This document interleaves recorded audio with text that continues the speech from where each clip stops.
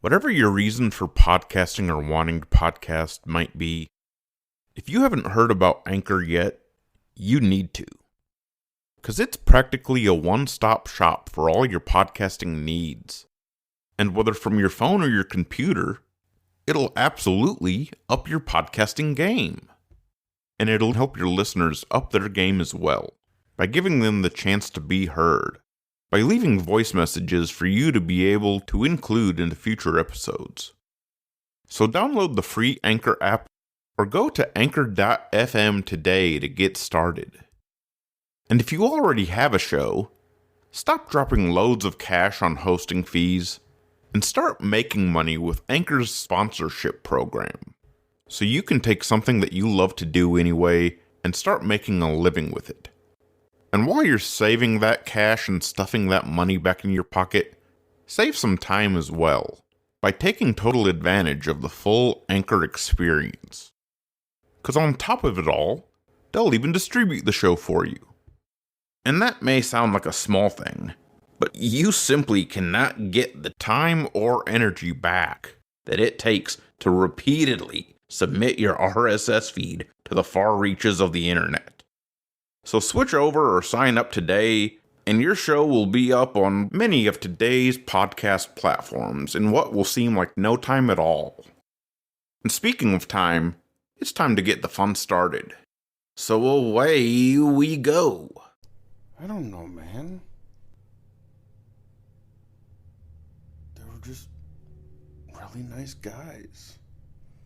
I mean, what can I tell you? I mean, they showed me some really shitty movies, and I don't know, I think there was something about Travolta playing an evil alien or something like that.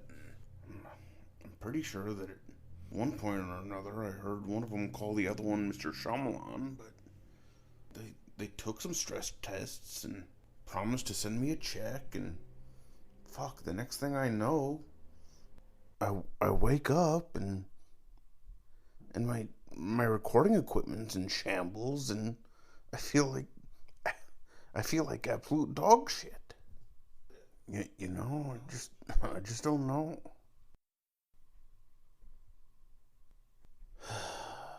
Fuck it, just fuck it. Enough of that shit. Let's get the show on the road, shall we? Alright. Wait a minute. Is this thing on? Son of a bitch.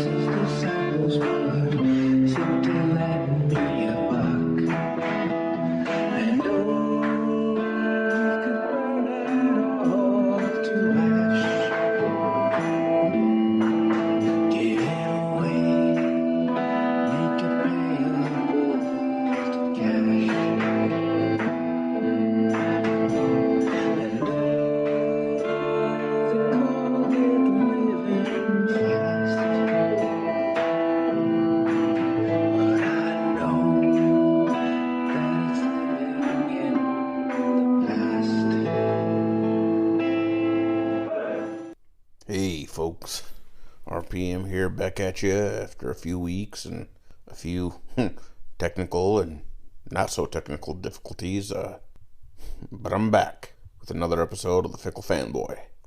So let's go ahead and get this party started. Alright. Oh, okay. Now, let's see here. Well, we've already gone and covered how bad movies are nowadays, so no need to retread that shit. And we've already gone and touched on how it's pretty much all our own damn fault. So, I mean, what's the point in beating a dead horse there? Let's see here, where to start. Fuck. Actually, I think that in the light of having covered all that, I think we should go ahead and take a look at how we can go forward and atone for that kind of shit, by using the powers that we have to make a bad idea really fucking great. And in turn, actually creating one of the greatest superhero franchises of all time. Because, Man of Steel has come and gone, and it's done so with a handful of other rejects, both before and after it, and it's all come to pass, only to come and go again on Blu-ray and DVD, and here we are still crying about how bad it all was, and how much everything in and around it all just sucked ass. And yet, even now that all my hopes and dreams of what those movies could have been have been demolished and left in ruin, we're still not doing a damn thing about it. Even as the 13-year-old fanboy in me, and I'm sure in many of you, can't help but wonder what the fuck's next. We can't help but wonder what's in store as more and more news about the next few chapters goes and makes its way to us and, over the net, and it all becomes fairly obvious that we're shit out of luck. Because, a movie based on one of the, if not the, greatest crime-fighting groups to ever assemble on the pages of a DC or any other comic for that matter is headed our way. And while it has the chance to be historically epic, I'm scared as all get out, man. I'm fucking terrified. Horrified. Stupefied. I'm just... pretty much anything that ends in "fied," that's me right now. Because I can't help but wonder, will they do it right? Could they do it right? And yeah, they could. But that shit ain't likely. Because right is a very, very tricky thing. And therein, my friends, therein lies the rub.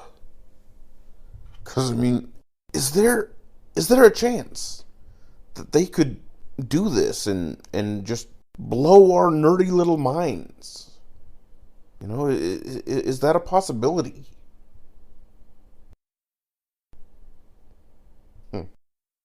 Well, yeah, sure.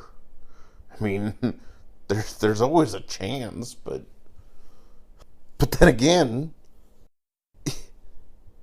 is there a better chance that that some damned brainless, helpless, hopeless, dickless studio exec might just fuck it all up and look at that gorgeous ton of money to be made and and quickly just become blind to all the little missteps along the way.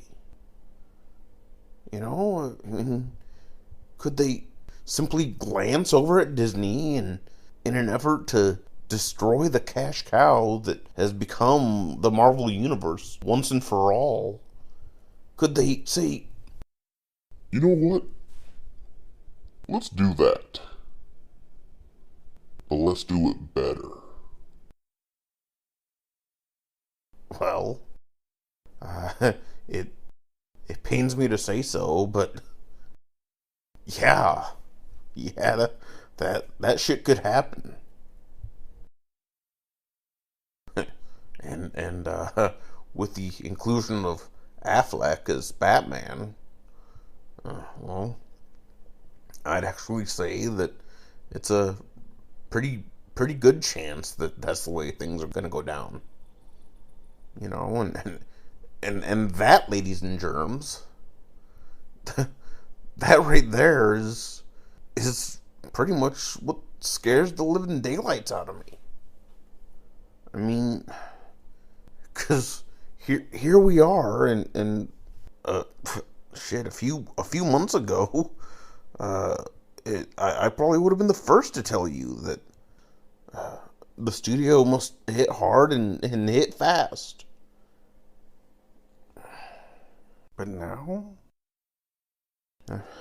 I'm just not so sure, you know, because I now see that the only way to do this is to stroll down the road nice and slowly.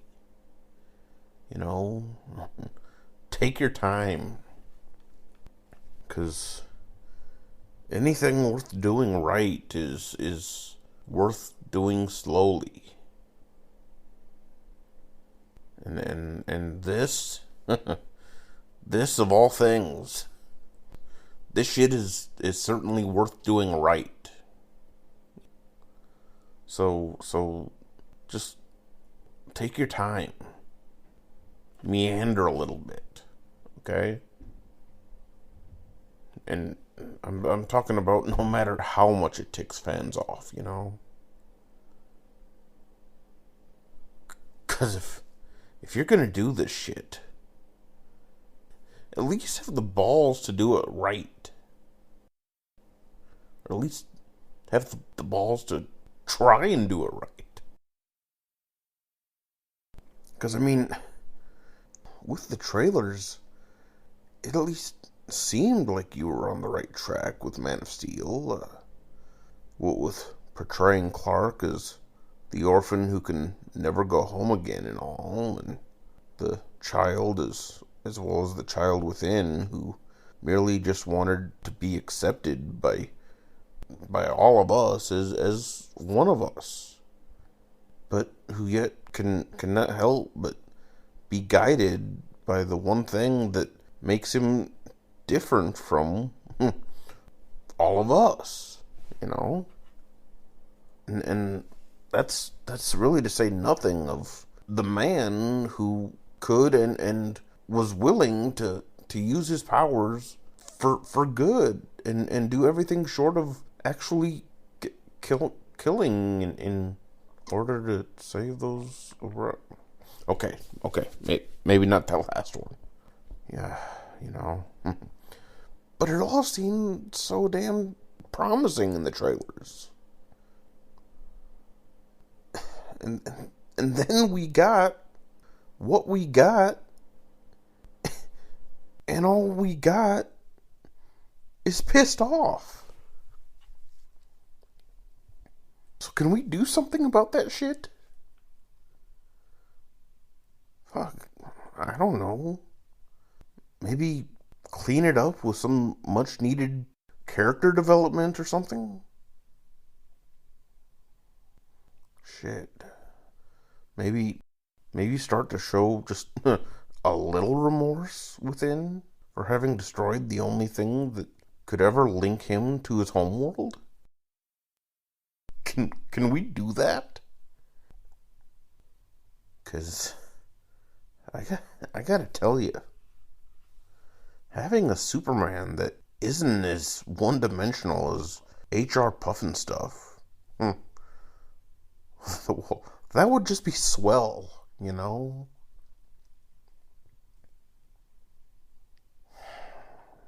Whatever, fuck. Other than that, they did alright, I guess. Right?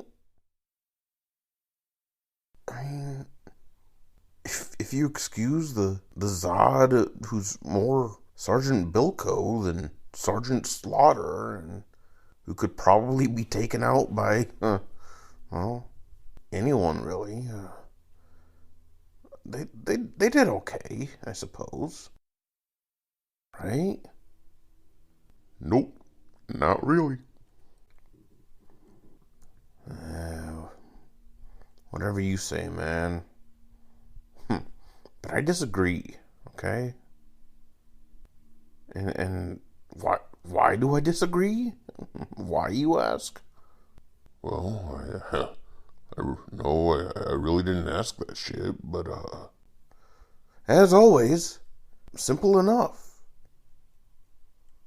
I disagree because, at the risk of sounding like a geeky mark, I gotta give credit where credit's due. 'Cause Zach, he knew he couldn't go this alone.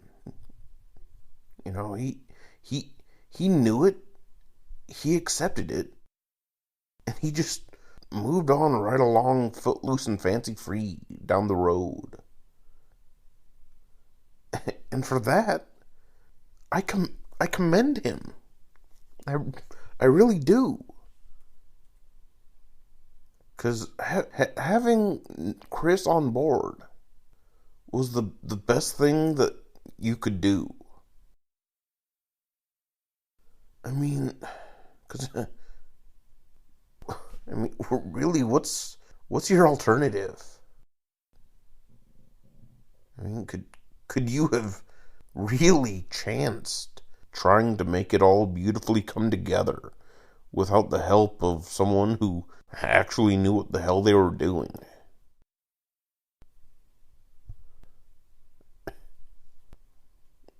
I think not. Because we're talking about the director of Sucker Punch here, people. We're talking about him helming this shit. And I know he also did Watchmen. And that was a pretty badass film. So I'll give him that. But bringing someone like Nolan in to weigh him down, just even a little bit, was the best thing the Suits or Snyder himself could have ever done. And while I know they kicked his ass out of the car and let him just fade into the rearview mirror with his thumb out, there are ways to remedy that. I mean, it was a bonehead move, but I'll forgive you for it if you at least put some effort in. Because we gotta come together and figure out how to fix this shit. Find a way to repair that little blunder of yours. Because there's still a lot of wiggle room involved here. A lot of road ahead of you. And if you're not careful, you could easily trip and fall ass over tea kettle if you don't stay true and keep heading in the right direction within these next few steps. And if you fall and if you screw this shit up even more than you already did, you wouldn't just be falling alone. You know, you'd be taking all of us fans right along with your ass. And it could all end up looking like a Marvel movie.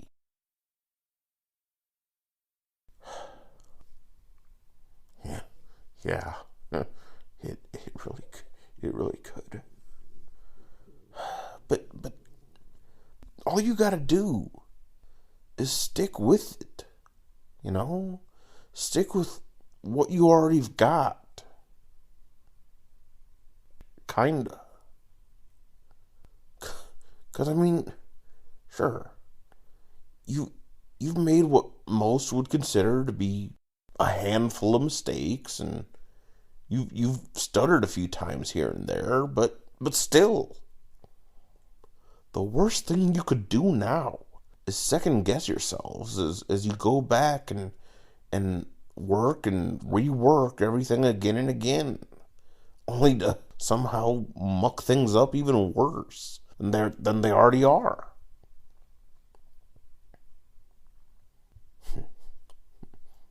No. Dear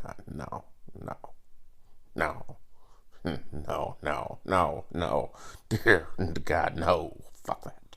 No. I say you just stick with what you've already got, no matter how bad it is. 'Cause even on the off chance that it's nothing worse than a certified stinker, which I'm pretty prepared for, and I think everyone else should be prepared for it as well. But even if it's nothing worse than that, even though you can't polish a turd,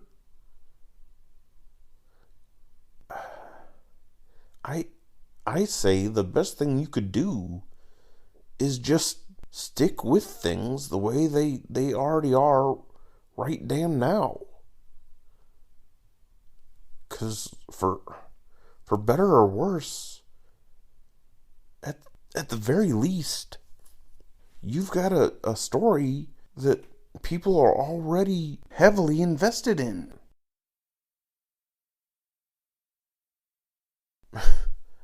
Hell, even I'm slightly invested in this damn thing at this point. So no. Don't go about changing things up and making it suck even harder than it already does at this very moment. Making it suck even worse than it already will. You know, you've got to tread onward. But please, tread lightly.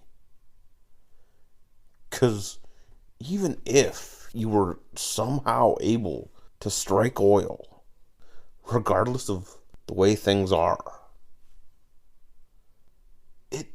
it still won't be enough anyway. So don't go trying to overcompensate. Okay? Don't try to leave us speechless by throwing out all the tricks. 'Cause no matter what you do, we'll still need so much more. And trying to leave us speechless, well, all that's done up until this point is leave us griping and whining.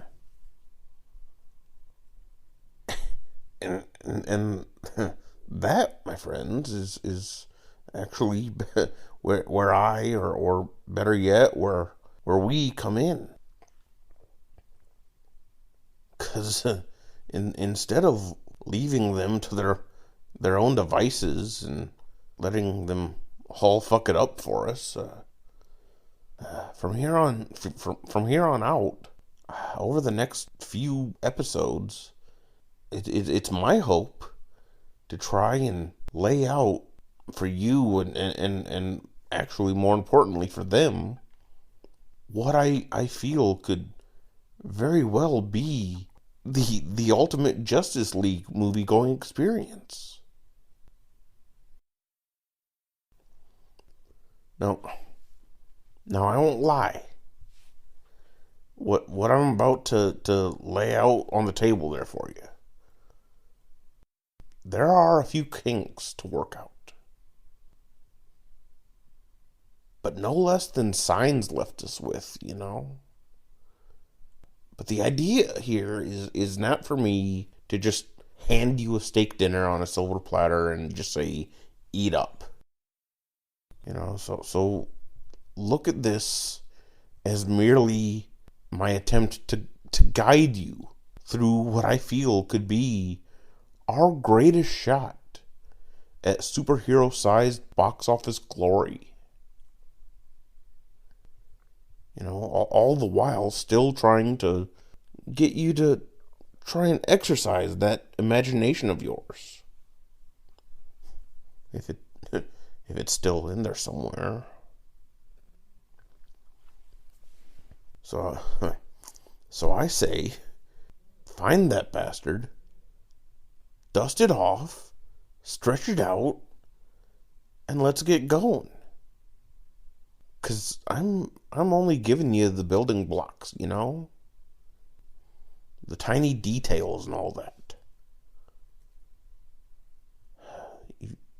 I mean, you don't like the name I give something?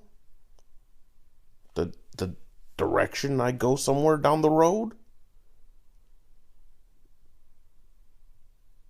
I mean, you got a better way of doing this or that? All while trying to help us get to the bigger picture I'm gonna lay out here for you? Well, shit. Turn us around.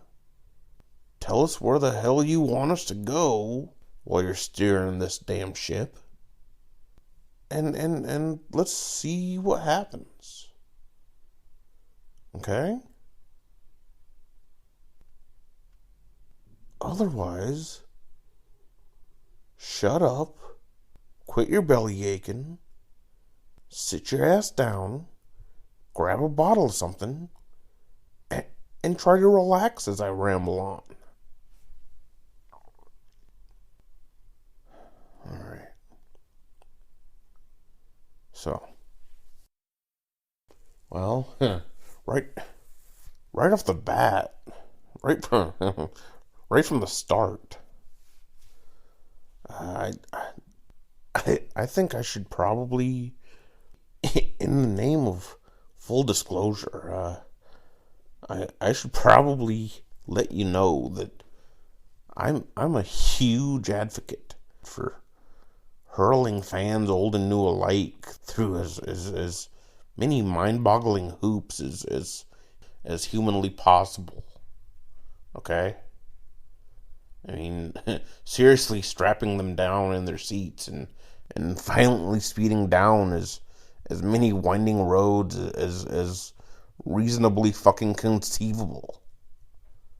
Which actually is why I think we should start with a brainchild of mine that I've tentatively called the Degaton effect.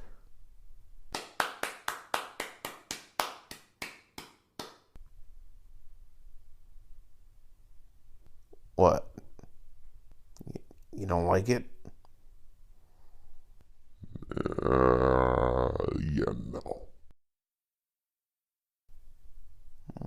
Okay. So it may be a little off. But remember, this is just a blueprint, not a Bible. I mean, shit, you're the director, right? You're the producer. You're the fuck, I don't know. whatever the hell. Writer, key grip, fuck, I don't know. But in the end, you're the one making the movie. And hopefully building and improving on what I give you today. So, work with it. Okay? But for now, I give you the Degaton effect.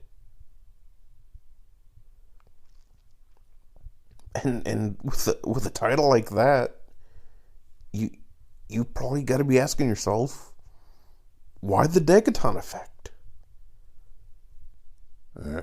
Actually, I really wasn't asking.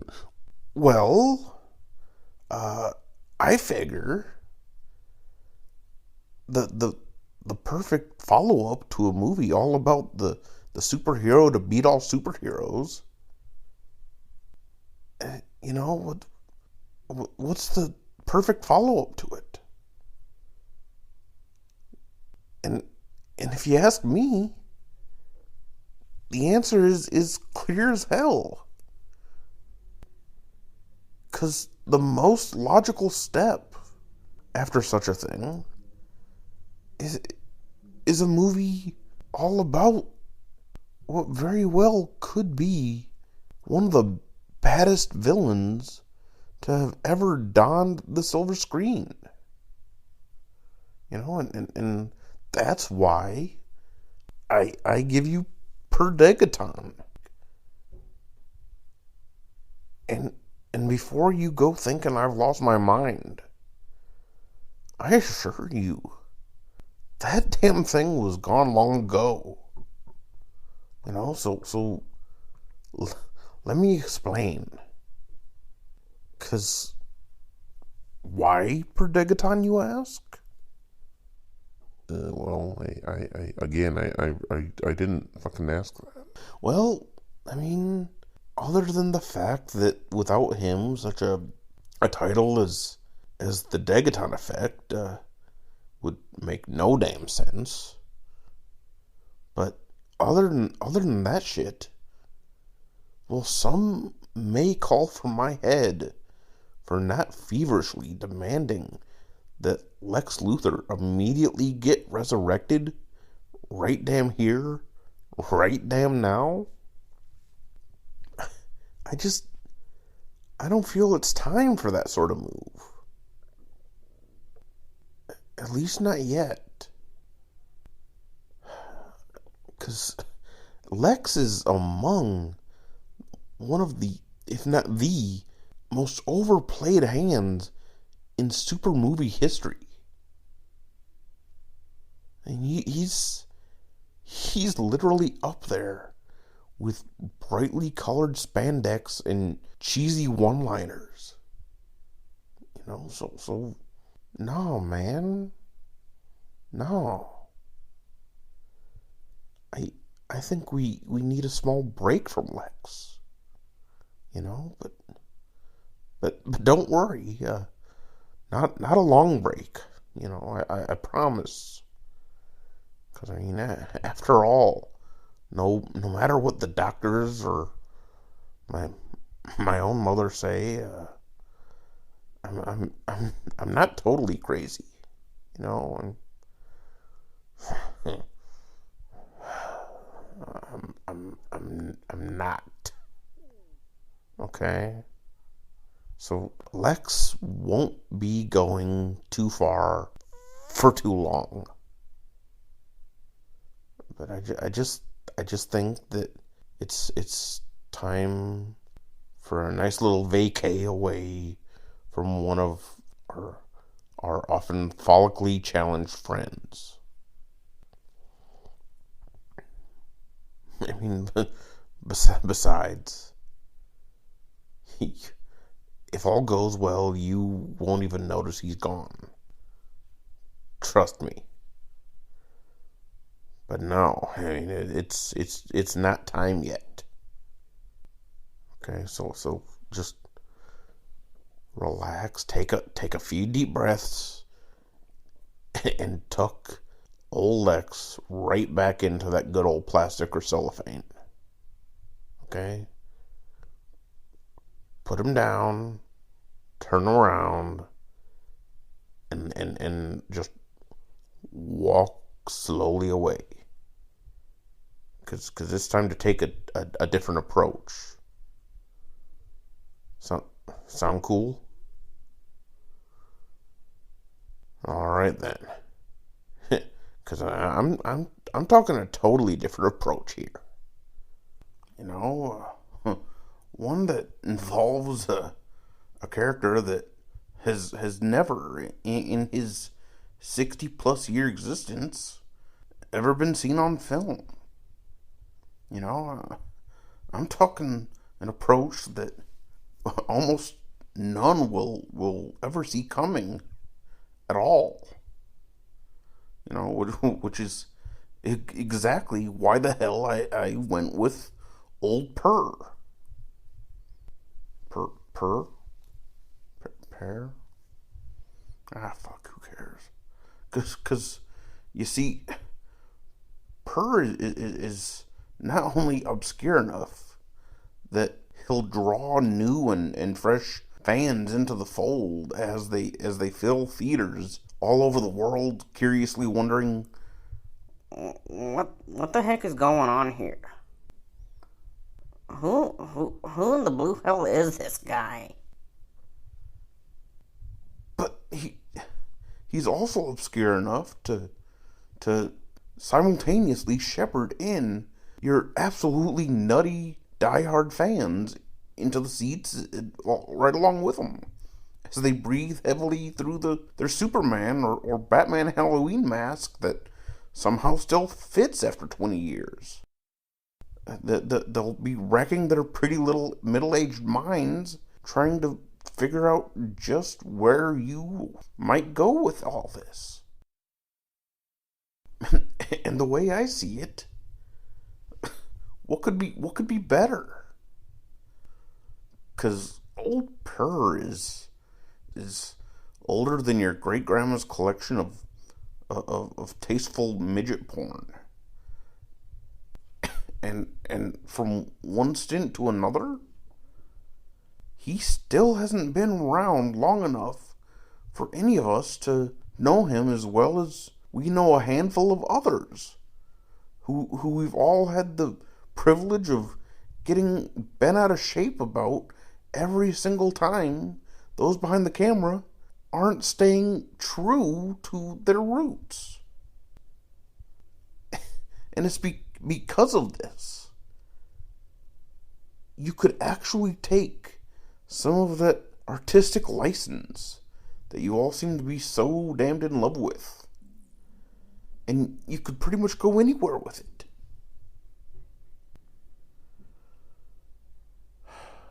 Almost anywhere, that is. Because, you might want to kind of stay true to one adaptation or another. But if you do it right, if you play things safe, you could do it all in a way that gives you some real room to explore and play around in, and still not chance completely pissing off millions and millions of fans. Because, as long as you're mindful of what the fuck you're doing, you should be fine, as long as you don't go buck wild and go blowing this magnificent chance all to hell. Because if you went and did that, that would probably be catastrophic. But if you erred on the side of caution, you could really have a lot of damned fun, because let's face it, creating an exact carbon copy of what Purr was at his very core all those decades ago, that's probably not a good way to go either. So, in the name of all things good and holy, don't go making him the time traveling per Degaton of old. Because time travel has been done to death. Meaning that if I see any more time travel needlessly lugged our way in a movie for mere CGI sake,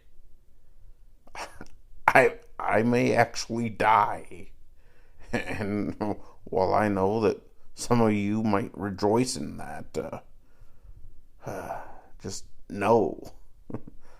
So, I mean, I suggest going with maybe some of the lesser aspects of the character, given to us in an adaptation within the pages of DC during a much more recent and much less campy time.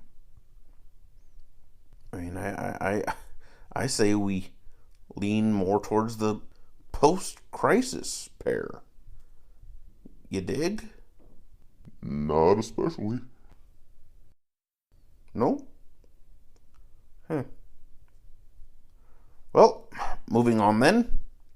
Because I think that would probably be the best way to go, But I'm not talking about totally abandoning the time travel thing altogether, I mean, it is bullshit, but I say we at least alter it a tad if we're gonna include it. Cause instead, I think we need to do a little bit more than simply letting him jump from one time to another,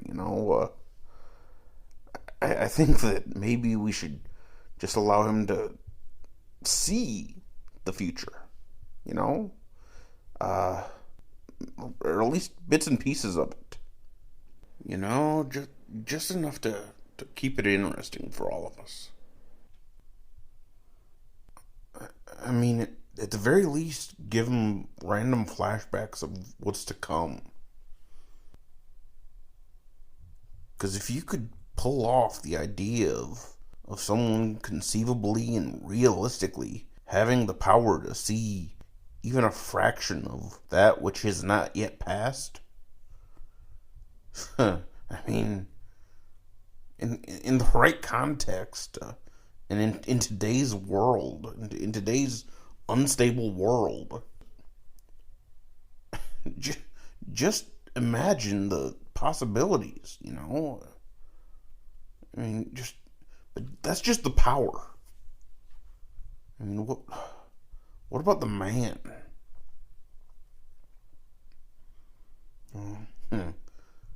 As far as he goes, I think, again, we need to leave the sci-fi out of it. In other words, do not try and excuse this power that he has as some sort of after effect of some kind of stupid ass fancy smancy accident. And you know what I'm talking about. That whole hit on the head or having fallen into a tub of radioactive goo of some sort, it just, that kind of shit just doesn't fly, so keep away from that crap, because it's only ever done as a way of saying, See? Here's how he got that way. Can we just move on now? but otherwise, it's just not needed, okay? But as for the character himself, again, I think we need to just change them up a little bit, you know? Maybe, hell, I don't know. Maybe even make him some kind of charismatic prophet of sorts. I mean, that might work. And I'm not talking about some sort of damned street prophet, okay? No, that's not even close. Cause what I'm talking about is I'm talking about going full blown all the way and fashioning this bastard into some sort of Koresh Applewhite Manson hybrid. You know, one that even comes complete with the totally obsessed, blindly devoted followers that are usually sold right in the fucking package. I mean, that sounds good, right? That sounds like it might work. Sounds like a good idea. And you know why it sounds like a good idea? Because it fucking is. Amazing how that works. You know, it's a damned good idea. And it could be even better if we are able to pull it off on screen. Damn good idea. Because if you do it right, if you do it right,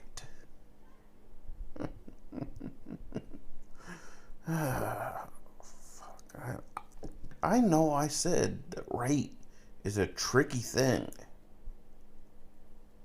but if you do it this way, I think we really have a chance at the winning ticket to the fucking jackpot here, folks. And besides, I mean, what could be better than all that? Better than someone with that sort of power that could ultimately cause total destruction, but who also just happens to be under the complete delusion that he's doing right by the world and all those within, even as he commands hundreds of thousands of his followers to commit murder. You know, I mean, he commands all these people who will gladly do his bidding, even at their own well-being, to carry out all these atrocities. You know, I mean, compared to a man such as that,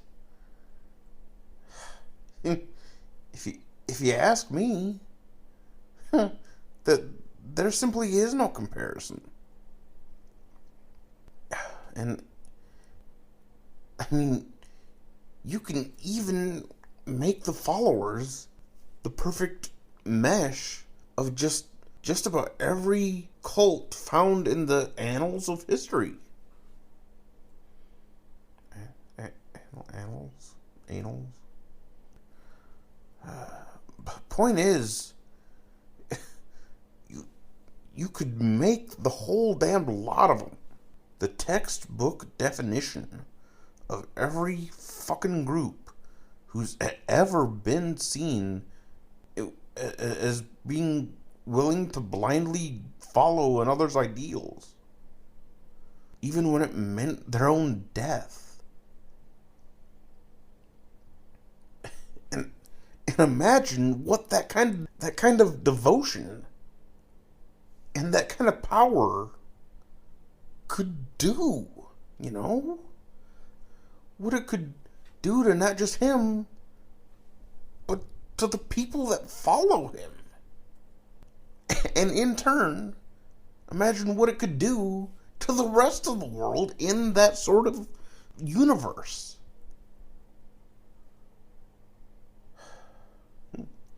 I mean, this isn't just someone who says that they have that kind of power. You know, this is someone who can really back that fucking claim up. So imagine just how dangerous that sort of shit could be. I mean, show him as convincing his followers that they're saving the world and millions of lives, while showing the audience what they're really doing is nothing more than carrying out some of the most horrific terrorist acts known to man.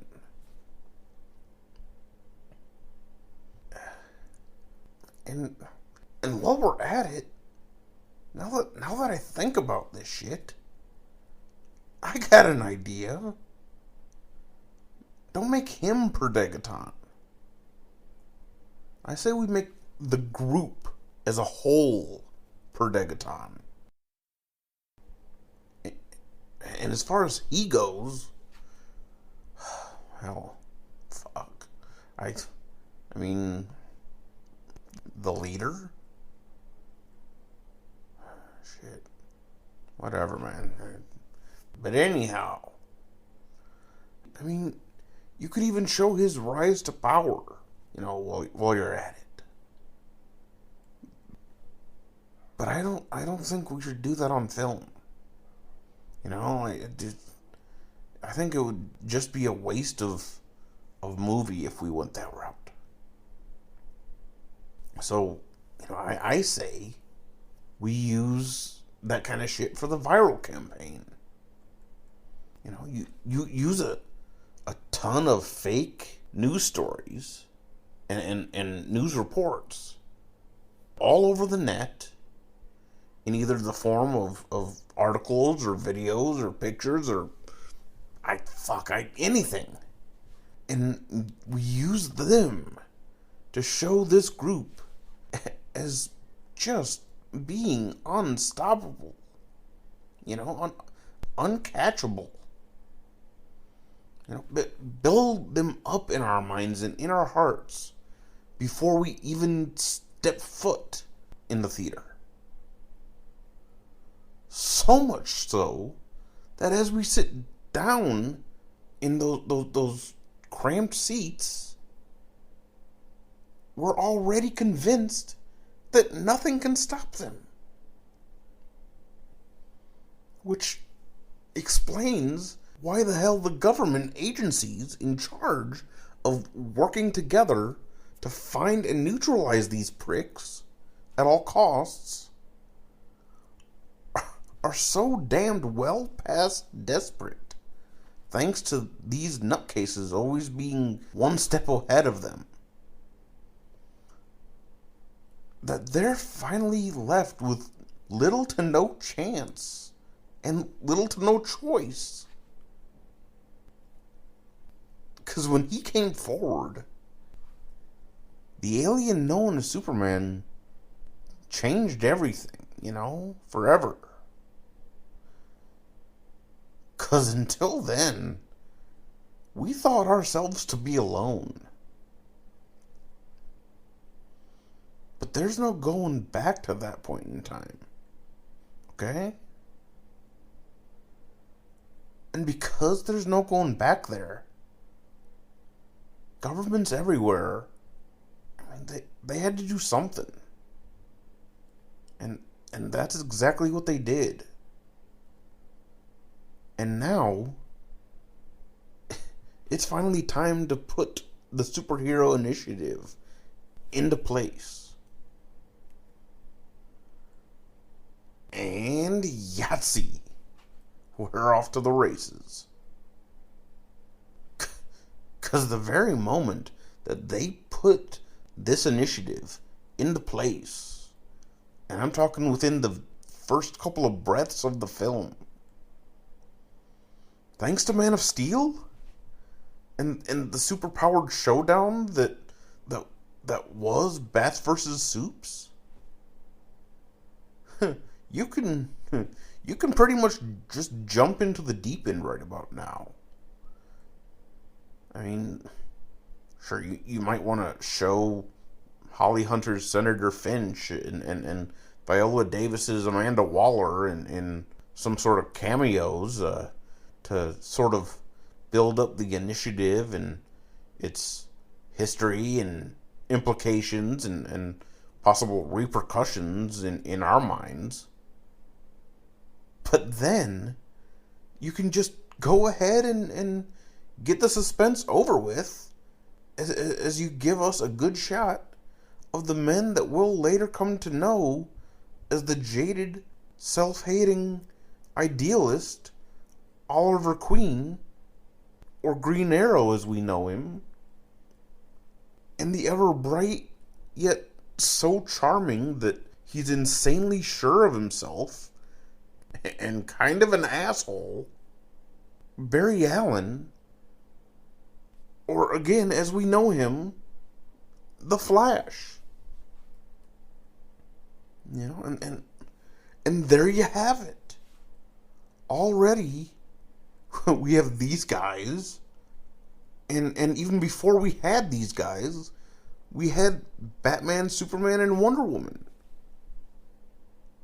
And I know we also had Cyborg and fucking Aquaman, but they will not play any part in anything that I have to say, okay? Because hopefully we can find a way to just write them off. I mean, we already know they exist, of course, but that doesn't mean we have to see them. Just excuse their absences somehow and just fucking get on with it, okay? So, I mean, but other than those assholes, like I said, we already have most of the damn Justice League. And we're just mere, well, probably not seconds, minutes into this damn thing. You know, but we'll get to the other three soon enough. Because right now, in their very first shot, as far as Barry and Oliver go, you may choose to make them look like some sort of Men in Black bootleg, or your typical political yes men. But even from the very first moments that we see Ezra Miller's Barry, and well, since he's not really cast yet, as far as we know, can we just, I don't know, throw Charlie Hunnam in there or whatever his name is, guy from Sons of Anarchy, and just throw him in there and a little bit of fantasy casting and let's just chug on. Cool? Alright, because from the moment we lay eyes on him, we can already tell that, or at least we should be able to tell, that the suits, the outfits, doth not make the man. You know, not in this case anyway. Not these suits. Cause just like their soon-to-be counterparts, they may look nice and suave and handsome, but they too know what it feels like to be looked at as aliens when compared to everyone around them. You know, I mean, Barry, because of that chemically induced accident that changed his life forever, and Oliver, because, well, he actually sees himself as an outcast. You know, I mean, regardless of anyone else and what they think.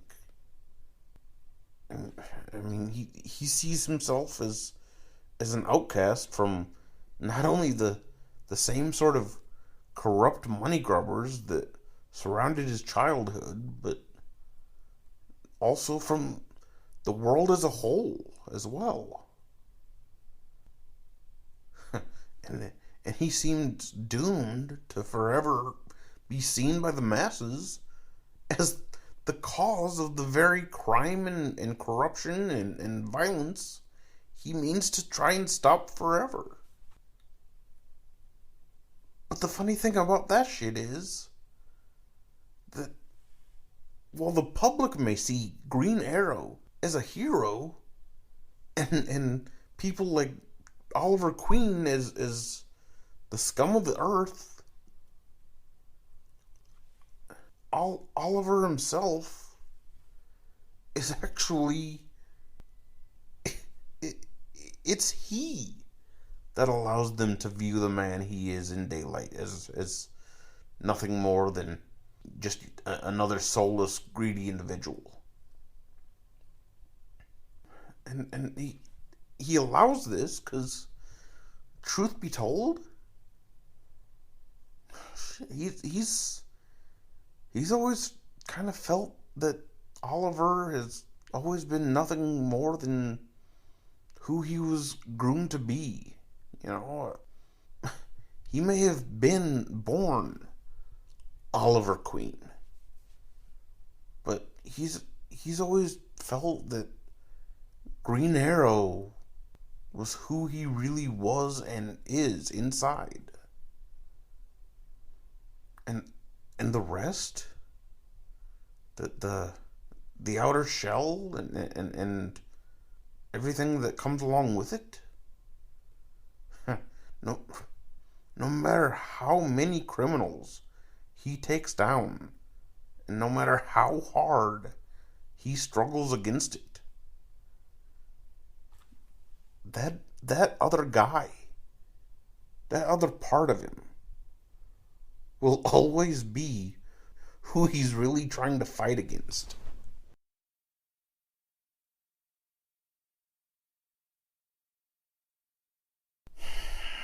So anyway, as I was saying, they've been sent together to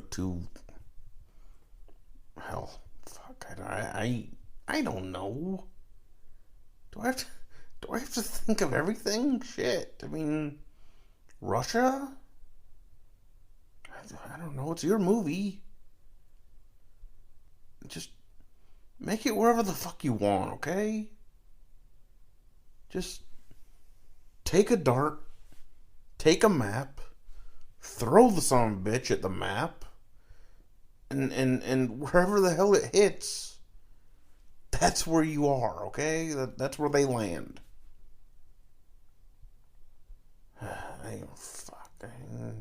What do I care? Oh, that's actually, I care a lot, but that's besides the point. Because wherever they land, one thing is obvious to even the most oblivious. Wherever they are, they're hell-bent on a mission to track down what the powers that be feel could very well be the backbone of a godlike group, you know, tasked with taking down Degaton and others like them, you know, tasked with saving the world. I mean, they've been sent to track down Wonder Woman. That's right. I said it. Wonder Woman, who, frankly, I'm fully convinced serves no damned purpose in any of this shit other than name recognition. Okay, but I mean, if you're going to throw her in, which you already have, what what follows is just about the only way to do it and do it right. 'Cause I mean, for the love of the league, she's already magical and Amazonian. You know, I mean, what the hell? Just forget it, because they're tasked with hunting her down already, and I'm not gonna backtrack on that. Okay, so they're in the middle of trying to find her. But the only problem is that since that last little spat that she had, fighting alongside Clark and Bruce, she's been little more than a ghost ever since. You know, nothing more than unconfirmed sightings that only last mere seconds before she seems to vanish in thin air. And it's because of this that they got no damn clue where the hell she is. And neither do their bosses, you know? So it should be really no surprise that she actually is the one that tracks them down eventually. And I know that by now you're probably thinking, What? No backstory to any of these guys? Nothing at all? and to that, I simply say, sod off. Because, listen, I'm a huge fan of the League, okay? Always have been, always will be. And I make absolutely no bones or apologies about it. But there is still absolute fucking diddly that you could do or say to convince me that the origin stories of at least these three, if not so many more, are just anything but boring as hell.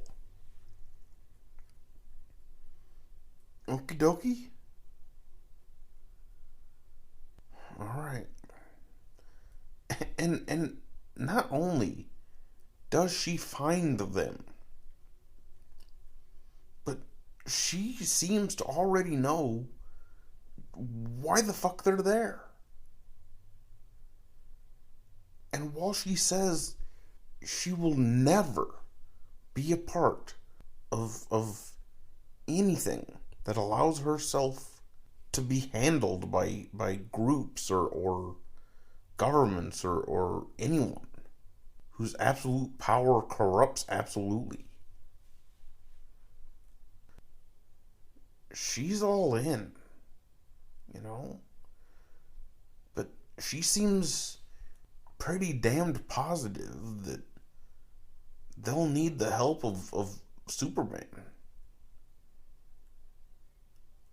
And she seems all but sure that without him, not only will they never pull this off, but without him, none of them may come out alive. And you know something? She may be onto something there. Because it's just about this point in time that the leader... Oh, I wish we could go ahead and change that real quick. That the leader, if you haven't already come up with a better name, that the leader, who in another little bit of fantasy casting, I think should be played by Frank Langella. Well, he he begins to get a whole lot of sudden and violent and just brutal flashes of the most insane shit that you could ever imagine. You know, I'm talking stuff that would make any mental flashbang that you saw before look like a damn trip to grandma's house during Christmas. You know, and he interprets all that he sees before him as being the end of the world. You know, as brought on by a newly arrived band of wolves in sheep's clothing. You know, beings that look like you and I, but could only be described as aliens. And just about the time that we begin to wonder what the fuck is going on, he also foresees the arrival of another. You know, a force of some sort, unlike anything that any of us or any of them have probably ever seen. And this one, this other being, whatever it is, this entity, he sees this as actually being what ends up saving the Earth from complete annihilation. But more on that later, since now we have to cut back to an extremely bland and horribly bleak room, and you know that kind of makes a cell at Guantanamo look like the Hyatt, actually. And it's there that Barry and Oliver and Diana all sort of sit, you know, somewhat impatiently, and while Ollie and Barry look a little bit worried, that Diana, on the other hand, she's downright pissed off more than anything. You know, and she makes that pretty plain, because she begins to let everyone know it as she starts to boil over and accuse the other two of doing unspeakable shit to her grandmother or some shit. But she demands right then and there to know where the hell Clark is.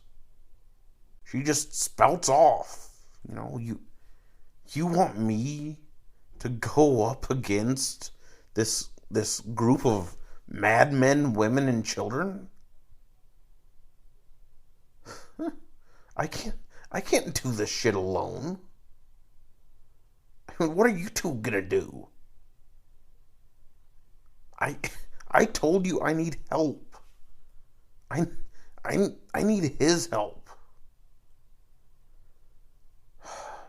And then, just as she seems to at least calm down for a moment, there's a tense stillness and an awkward silence that seems to last forever.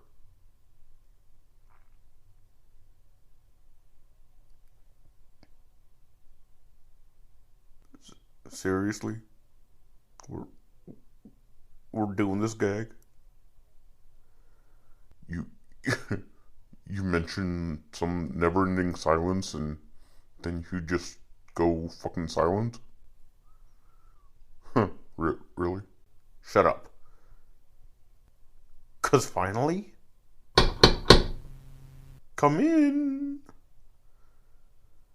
And, of course, you don't have to be per Degaton to see what's coming as Clark walks through the door. But the surprising thing is, or at least it should be surprising at least a little bit if they ended the last movie the way they should. But if they've done that, it should be at least a little bit perplexing that out of the blue, he's brought his still reluctant BFF Bruce out of nowhere. And yeah, I know it's still Affleck, and so of course that's a bummer. But whatever works. But now that they're all here, let's fucking get down to it, alright? 'Cause, I mean, and then? And then? Well, actually, at this point, I mean, damn. I really don't know.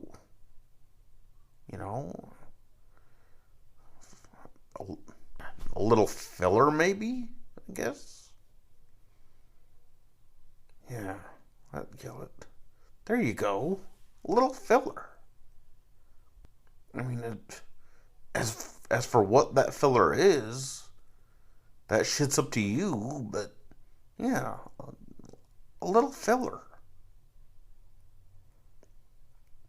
I mean, if it was up to me, I'd say we go ahead and show a little tension between the League as they prepare for their big moment. Maybe even show Bruce as still clearly being suspicious of the whole damn bunch of aliens, or whatever the hell he sees them as. And we I say we do that. And not within the group, but with Per Degaton. And when I say a fight,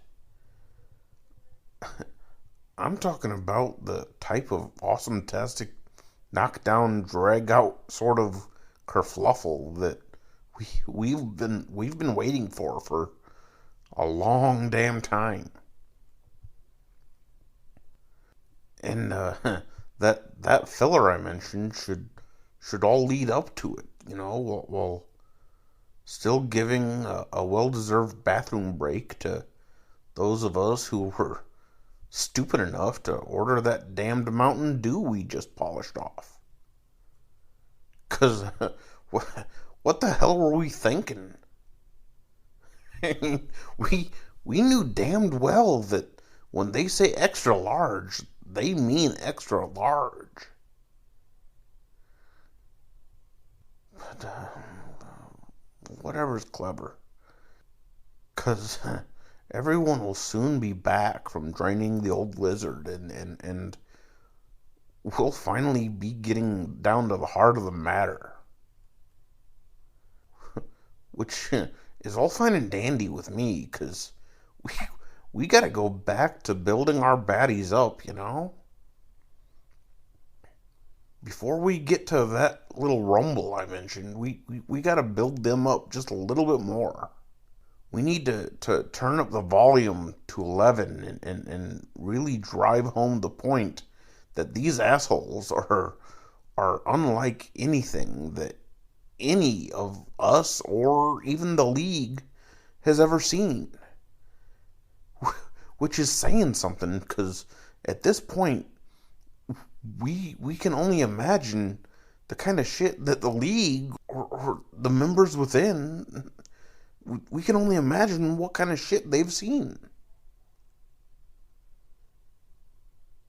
But we've got to really amp it up with good old Per Degaton. And I think we should do that by really chipping away at this veil that they've had over their plan the whole time. Really start to figure out what the fuck is going on. As the Yang to the League's Yang, they've gone from some sort of cover of darkness guerrilla warfare sort of militia, the likes of just about every other terrorist group that we know today, with no more than a few dozen members carrying out any one plot at one time.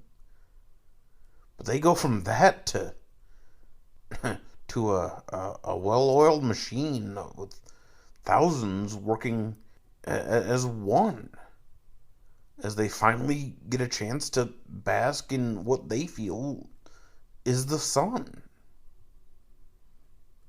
To show them as being just so damn close to their endgame that they can almost taste triumph as they seek victory in the name of the man that commands them. The man whose word they await so that they can carry out one last mission as they're asked to nab a top secret device of some sort and bring it to him so that he may control and manipulate that little bugger in the process. Because if used correctly, at least in the leader's mind, this weapon of mass destruction that he's asked his followers to confiscate will actually be the key to Earth's salvation, if he's correct. And it's with that in mind that here it is. The moment we've been waiting for.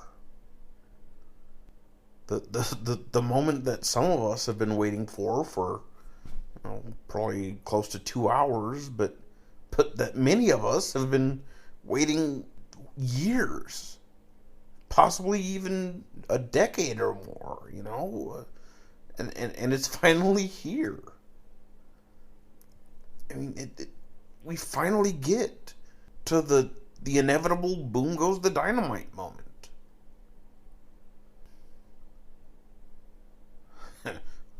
I'm talking an action-filled battle the likes of which would make Michael Bay implode. I mean...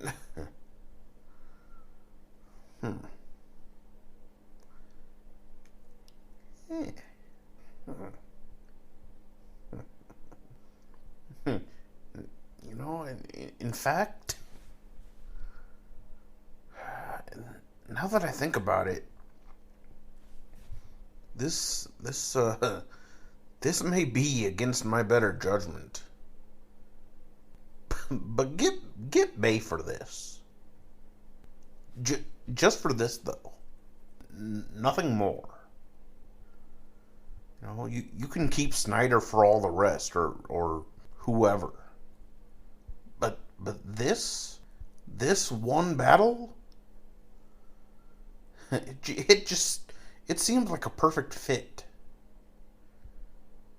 'Cause he may be the shittiest of shitty directors. But when it comes to blowing shit up, Mike is just the fucking Picasso. Okay?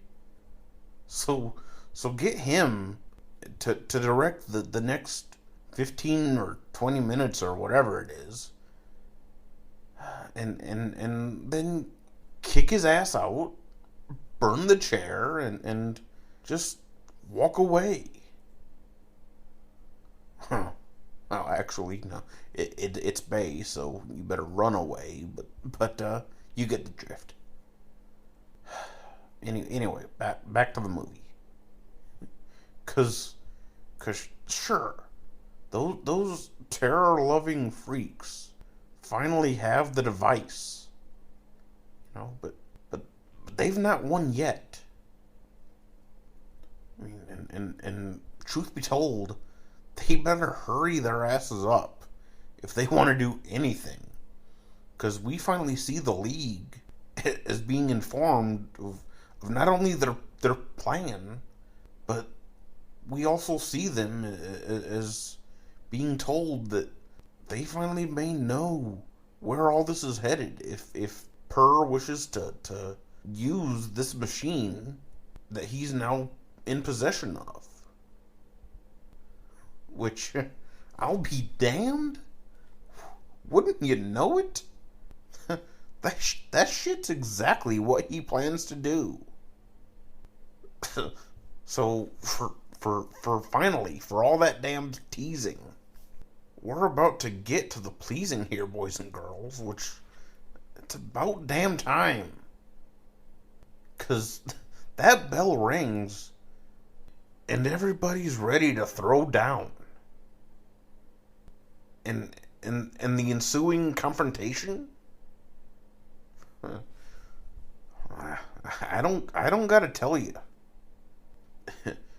it blows our minds the way that Avengers or any of its little offspring only tried to do. I mean, it's like someone took all the cute little battles Marvel's ever produced and just rolled it all into one without all the nacho cheesiness. And while the not so old saying clearly states, won't start nothing, won't be nothing, me thinks that someone should have told old Per. 'Cause right about this time, shit pops off to the extreme, and we've got a face-off that makes the opening battle of Saving Private Ryan look like grumpy old men. But as much as I hate to say it, it's all a little bit short-lived. What the fuck? I know. Yeah, I know. But after all, we have to give me a break. We have to save something for later, right? 'Cause I mean, in the end, as most of us would have drunkenly surmised, the heroes of what will soon be the Justice League, they stand victorious. I mean, 'cause, listen, the choice to keep Lex Luthor out of this thing got me in enough hot water. If I let them lose right out the gate, one of you crazy bastards would probably try to shank me the moment that you saw me in public. I mean, so, yeah. They get a victory. But not before their leader finally manages to fucking activate the device. and it's only after he does this that he ends up having what will end up being just one last epiphany. 'Cause he finally sees things for how they are. And it's only now in his last moment of life that he finally sees the error of his ways. But it's only now, bloodied and beaten, that he sees that he's had it wrong all along. He's had it wrong this whole damn time. 'Cause, you see, I know that most of you probably got there already, but hold your fucking horses. Because I got to fill the rest of us in. Because you see, the device wasn't to be used to save us from any sort of ultimate end. It was meant to be the cause of that ultimate end. You know, the beginning of the end, if you will.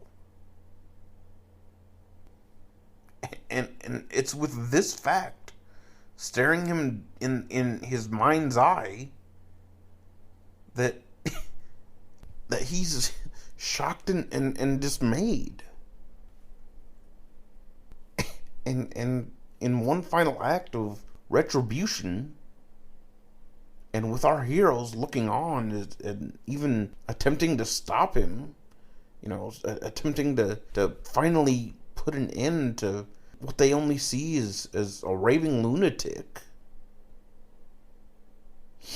he breaks free of them and attempts to rectify his own actions by lunging himself at the device in some sort of self-sacrifice as he tries to destroy the machine he spent so long trying to track down and attain. And our heroes, they finally see that he wasn't just some madman as they once thought him to be. They finally see that he was truly ready and more than willing to die for those he felt he was always trying to protect anyway. You know, those he was trying to save in his mind.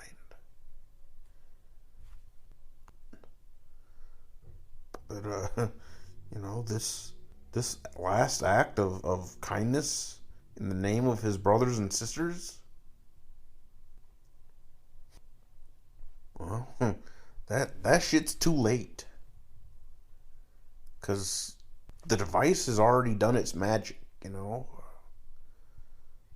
And something's coming. They don't know it yet, but we're about to find out that something's coming.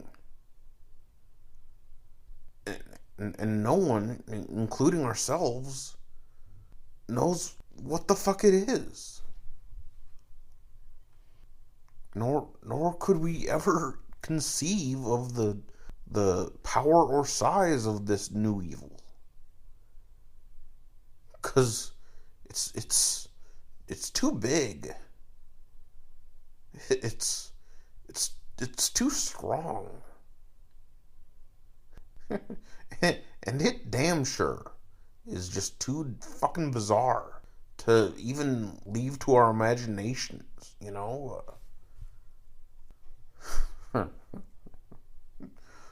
But for now, it's time for our little crew of super-powered misfits to simply dust themselves off and leave the scene as they go to celebrate their victory, you know, under the assumption that all is well. But on some level, even they know something's up.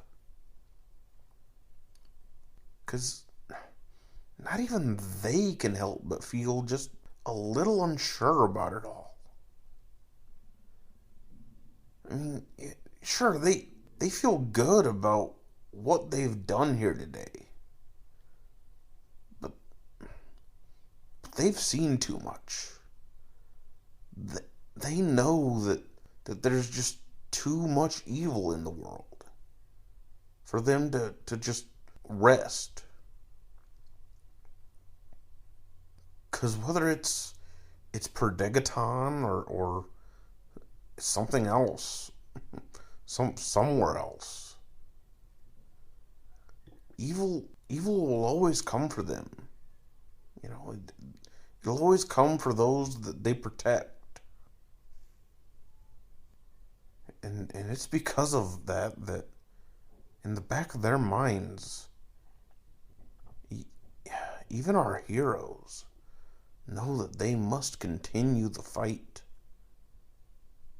Somehow. Some way.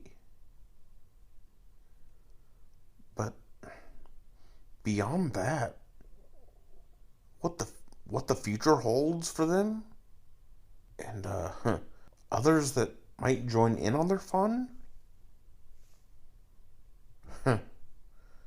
well, shit. Only the box office numbers can dictate that kind of crap. But if given the chance, I can tell you that if I had anything to do with it, it would be epic. Not an epic fail.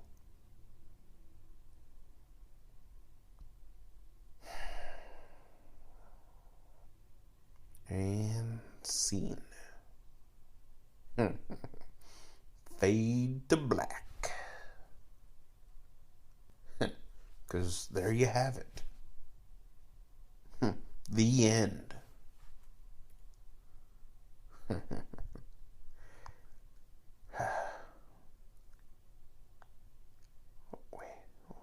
Wait a minute. Didn't I say that this was just the start of everything? That hopefully I'd be laying out what could possibly be years of movies? Didn't I say that shit?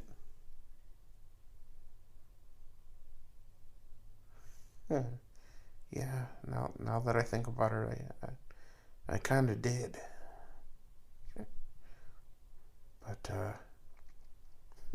But I also just said that it all kind of depends on the box office.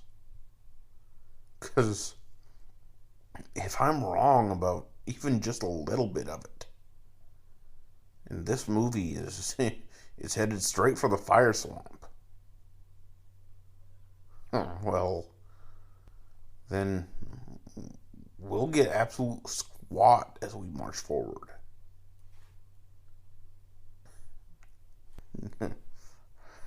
However, if this movie amazes and astounds, as it certainly damned well could, well, we might just have much more to look forward to as the years and, possibly, hell, even almost as much as a decade rolls on, depending on how we go ahead and space these fuckers out. and if that comes to be, then the question becomes what the hell could possibly be the next best move for our little group of fun-loving demigods. But I guess that shit will have to wait until next time, Wait until round 2. Cause for now, I'm getting the hell out of here and catching your asses later, alright? But before I go, I'm just gonna go ahead and leave this shit right here, cause it's about time that I finally give a shout out to one of my favorite podcasts. Other than my own, that is. Cause Wisecracking with Winter is frankly my cup of tea. And I think it very well could be yours. So as I leave you today, I do so with nothing more than this word from Mr. Winter himself, as we give him a moment of his own right here on the Fickle Fanboy to just kind of exercise his right to shameless self-promotion. So with that, have a good one, folks, and take us out, Mr. Winter. It's a day that ends in Y, so it's time to listen to Wisecrackin' with Winter. Hi, I'm your host, Mike Winter, Minnesota's #1 self-acclaimed comedy podcast. I have on a variety of guests: paranormal investigators, lawyers, political pundits, softcore porn writers and producers, my dad, stand-up comedians, and did I mention my dad? Give me a listen on iTunes, Google Play, or my website, getwisecrackin.com. Thanks for taking the time to listen, and you stay classy out there.